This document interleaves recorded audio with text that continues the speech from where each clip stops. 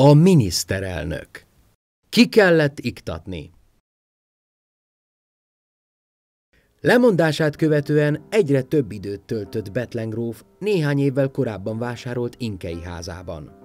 Noha villany és vezetékes víz sem volt az épületben, és előkelőbb helyen is vásárolhatott volna ingatlant, a somogyi tájat hamar megkedvelte, mivel a mezőségre emlékeztette.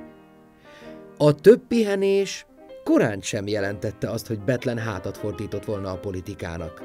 Szívügye továbbra is a revízió maradt. Nemzetközi propaganda tevékenységet folytatott a visszacsatolások érdekében.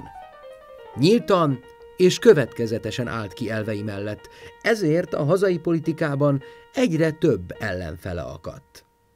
Az 1932-től miniszterelnöki pozíciót betöltő Gömbössel olyannyira szembe került, hogy kilépett a saját maga alapította kormánypártból is.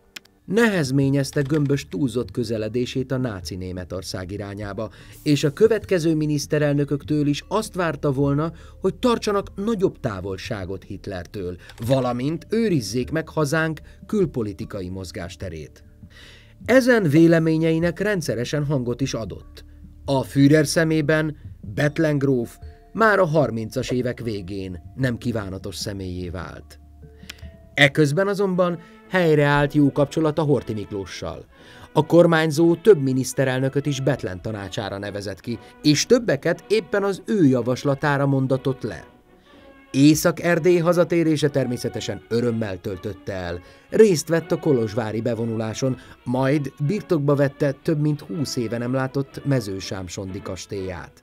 Ugyanakkor tartott attól, hogy milyen árat fizet majd ezért az ország Hitlernek.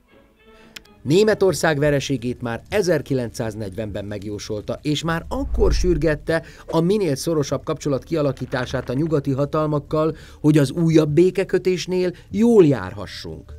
Ellenezte a háborúba való belépést, utolsó cikkében párhuzamot vont a kommunista Kumbéla és a nyilas Szálasi Ferenc között, majd 1941-től nem nyilatkozott a nyilvánosság előtt. Befolyása azonban megmaradt a kormányzóra. Javaslatára nevezte ki Horthy az angolok felé nyitó Kállai Miklóst miniszterelnöknek.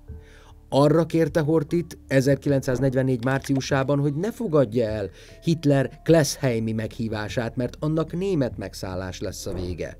Nem véletlen, hogy a megszállást követően a letartóztatandó politikusok között az első helyen szerepelt a Gestápó listáján.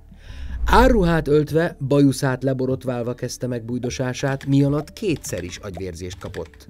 Nemhogy nem akadtak a nyomára, időnként észrevétlenül bejutott Horthyhoz a Budai várba.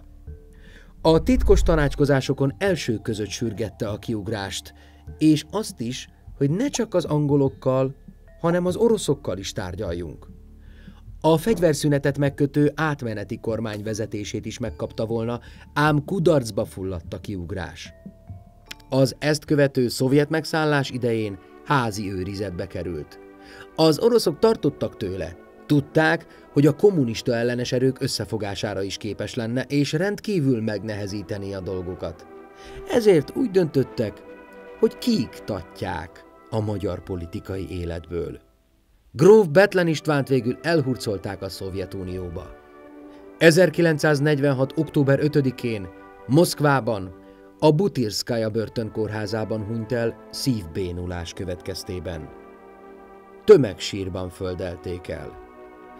Jelképes maradványait 1994-ben hozták haza, és a kerepesi temetőben helyezték el.